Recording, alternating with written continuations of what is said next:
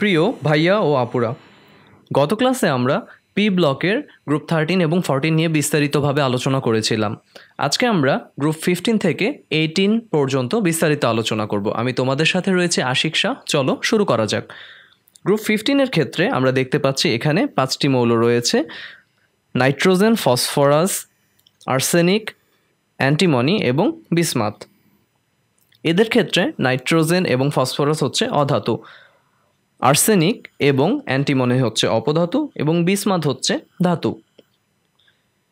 এক্ষেত্রে আমাদের গ্রুপ 15-এ গুরুত্বপূর্ণ কিছু প্রশ্ন রয়েছে, সেগুলোর উত্তর এবং বিস্তারিত ব্যাখ্যা আজ আমি তোমাদের জানাবো।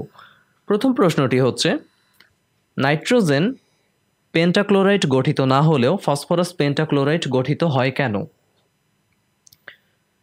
এখানে একটি কথা বিশেষভাবে আমাদের জেনে রাখতে হবে, সেটি হচ্ছে অধাতুর শেষ কক্ষপথের বিজোড় ইলেকট্রন সংখ্যা তার যোজনী নির্দেশ করে। অর্থাৎ কোনো একটি অধাতুর শেষ কক্ষপথে যদি 3টি বিজোড় ইলেকট্রন থাকে তাহলে তার যোজনী হবে 3, যদি 5টি থাকে যোজনী হবে 5। এবার আমরা দেখে নেই আমাদের নাইট্রোজেন কী অবস্থায় রয়েছে। নাইট্রোজেনের ক্ষেত্রে 1s2, 2s2 এবং 2p3। নাইট্রোজেনের ক্ষেত্রে আমরা যদি এখানে লক্ষ্য করি, দেখতে পাবো যে নাইট্রোজেন তার গ্রাউন্ড স্টেটে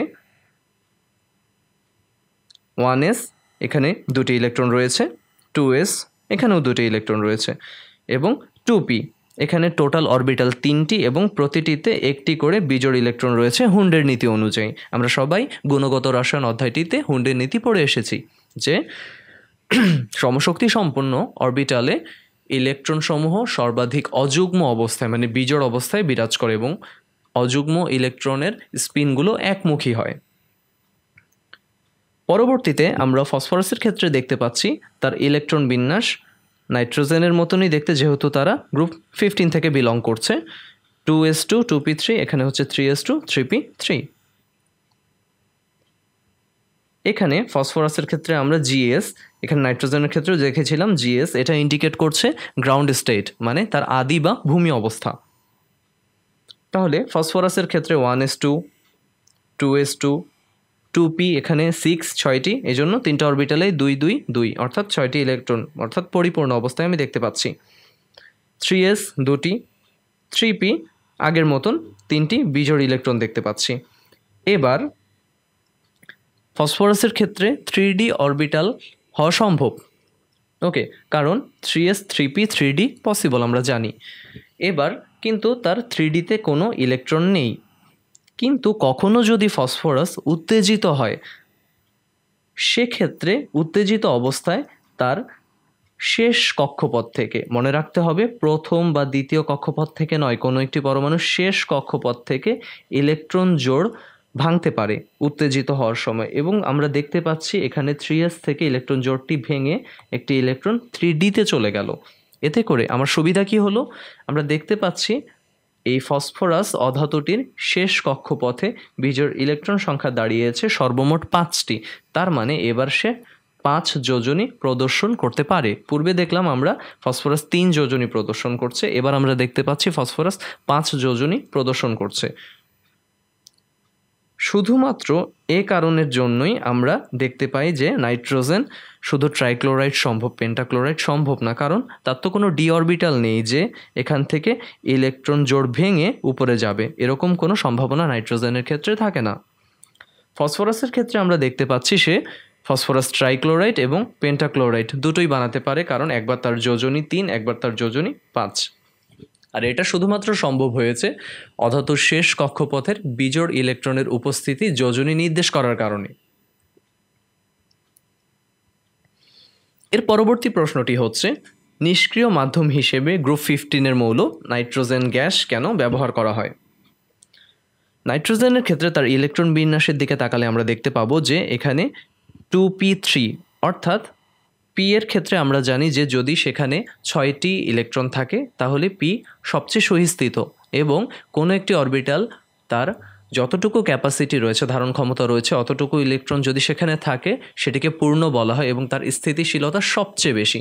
এরপরে স্থিতিশীলতা অর্ধপূর্ণ অবস্থায়, তারপরে আংশিক পূর্ণ অবস্থায়। তাহলে এখানে 2p3 অর্ধপূর্ণ অবস্থায় রয়েছে, যেটি অধিক স্থিতিশীলতা প্রদর্শন করে।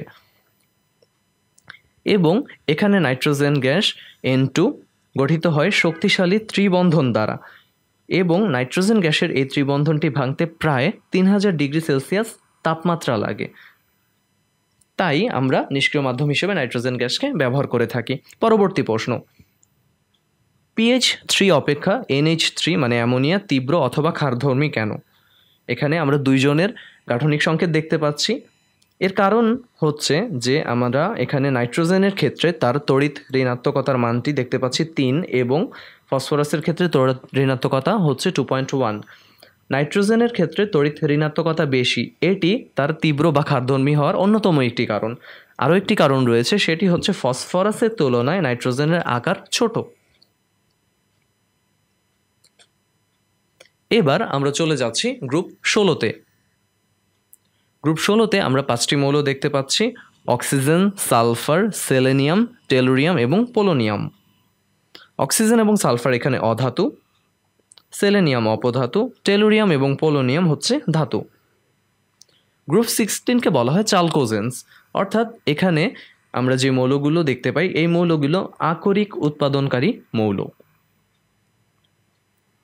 এখানকার গুরুত্বপূর্ণ প্রশ্নটি হচ্ছে, অক্সিজেনের যোজনী স্থির হলেও সালফার পরিবর্তনশীল যোজনী দেখায় কেন? এখানকার ব্যাখ্যাটি আমরা কিছুক্ষণ আগে গ্রুপ 15-এ যেভাবে নাইট্রোজেন এবং ফসফরাসের ব্যাখ্যা পড়েছিলাম ঠিক একইভাবে ব্যাখ্যাটি দেওয়ার চেষ্টা করব, যে অধাতুর শেষ কক্ষপথের বিজোড় ইলেকট্রন সংখ্যা তার যোজনী নির্দেশ করে।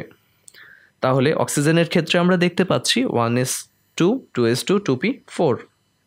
তার গ্রাউন্ড স্টেট অবস্থাটা 1s 2টা ইলেকট্রন, 2s 2টা ইলেকট্রন এবং 2pতে 4টে ইলেকট্রন। এবার সালফারের ক্ষেত্রে আমরা দেখব তার গ্রাউন্ড স্টেট কী অবস্থায় রয়েছে।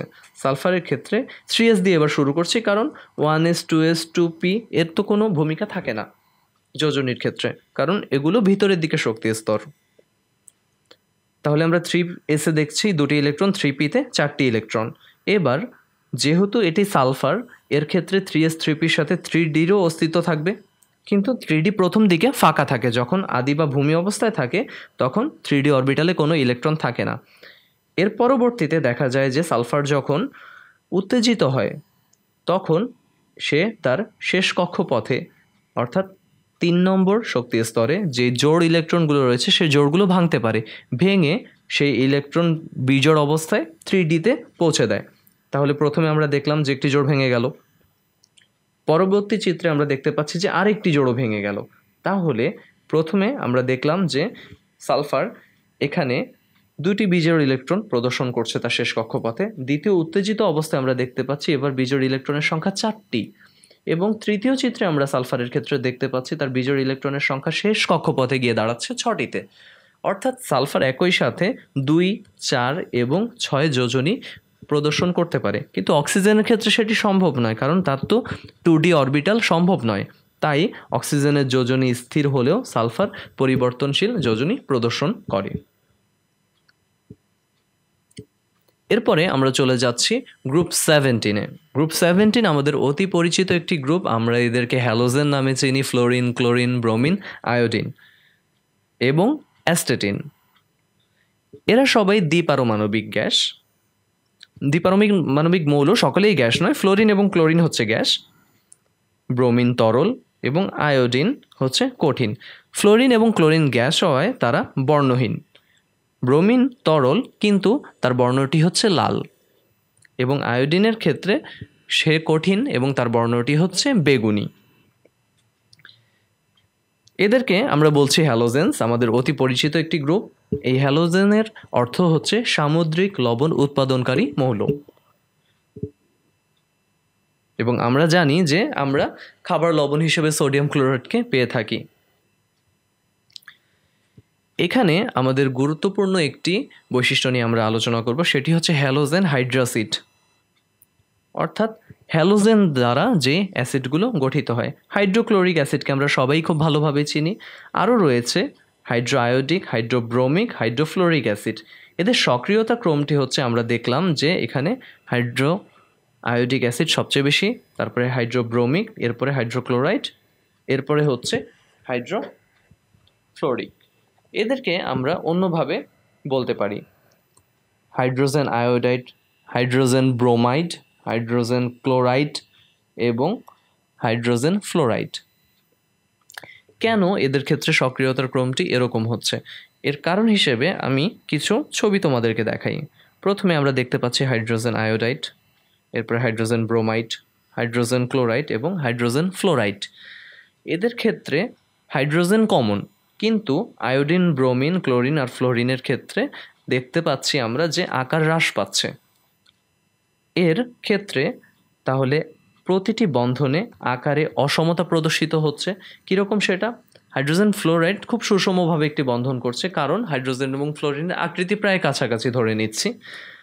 এর পরবর্তীতে যখন হাইড্রোজেন ক্লোরাইড সৃষ্টি হয় তখন ঘটনাটা ক্লোরিনটা আকৃতিতে বড়, অর্থাৎ এখানে আকারে অসমতা হওয়ার কারণে বন্ধনে কিছুটা পীড়ন বা চাপ সৃষ্টি হয়।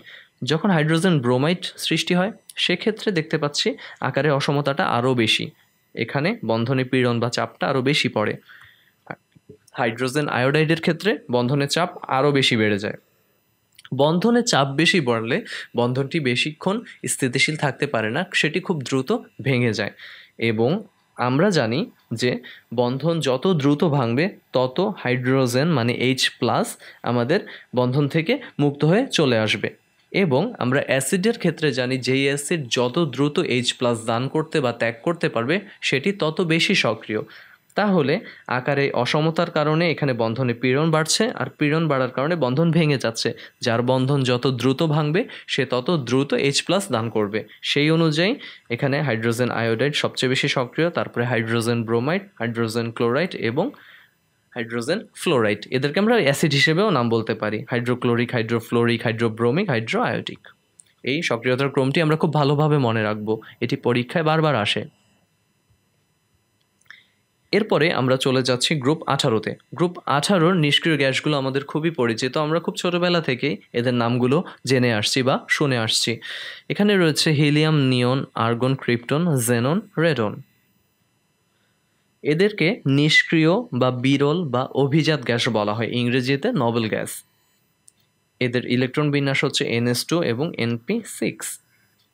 এরা নিষ্ক্রিয় হয় কেন আসলে? নিষ্ক্রিয় গ্যাসের নিষ্ক্রিয় হওয়ার কারণটি হচ্ছে এখানে ইলেকট্রন বিন্যাস সর্বাধিক স্থিতিশীল।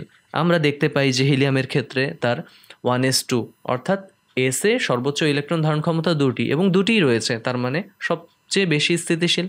এর পরবর্তীতে নিয়ন, আর্গন, ক্রিপ্টন, জেনন, রেডন সবারই অষ্টকপূর্ণ, এবং আমরা জানি যে অষ্টকপূর্ণ থাকাকালীন অবস্থায় সবচেয়ে বেশি স্থিতিশীলতা আসে।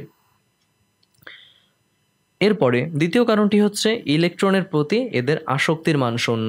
সবার যখন অষ্টক পূরণই আছে তাদের তো ইলেকট্রনের প্রতি কোনো আসক্তি থাকার কারণ নেই। যাদের ইলেকট্রন দ্বারা অষ্টক পূর্ণ নয় তারা ইলেকট্রন চাবে, কিন্তু তাদের তো অষ্টক পূর্ণ, তাই তাদের ইলেকট্রনের প্রতি আসক্তির মানটাও শূন্য। যৌগ গঠন, আমরা সারা জীবন শুনে এসেছি নিষ্ক্রিয় মৌল বা নিষ্ক্রিয় গ্যাসগুলো কোনো যৌগ গঠন করে না, কিন্তু না, ইন্টারমিডিয়েটে আমরা জানবো যে তারাও যৌগ গঠন করে বিশেষ বিশেষ অবস্থায়। তো আমরা পরিচিত কিছু যৌগ দেখে নিব। এটি হচ্ছে জেনন ডাইফ্লোরাইড। এর আকৃতিটি হচ্ছে সরল রৈখিক, কিন্তু এখানে 3D চিত্রটি দেখে মনে হচ্ছে না এটি সরল রৈখিক। আমি তোমাকে আসল কারণটি ব্যাখ্যা করছি। তুমি যখন ইলেকট্রন মাইক্রোস্কোপে এই যৌগটিকে দেখবে তখন তুমি তার শুধু বন্ধনটুকু দেখতে পাবে, অর্থাৎ জেনন তার দুই পাশে 2টি ফ্লোরিন, কিন্তু এখানে যে লোন পেয়ারগুলো এগুলো আমরা ইলেকট্রনিক মাইক্রোস্কোপ দিয়ে দেখতে পাবো না, আমরা মাইক্রোস্কোপে শুধু বন্ধনগুলো দেখতে পাবো। তো বন্ধন শুধু আমরা এই অংশটুকু দেখতে পাবো, যার কারণে তাকে আকৃতিতে সরলরৈখিক বলা হয়।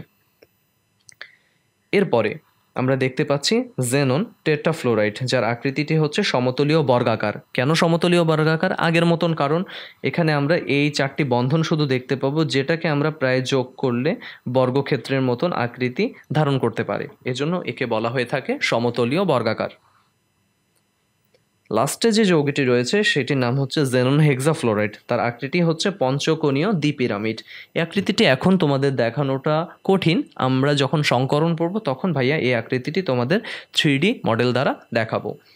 এই যৌগগুলো হচ্ছে আমরা দেখতে পেলাম কার ক্ষেত্রে? নিষ্ক্রিয় মৌলের ক্ষেত্রে।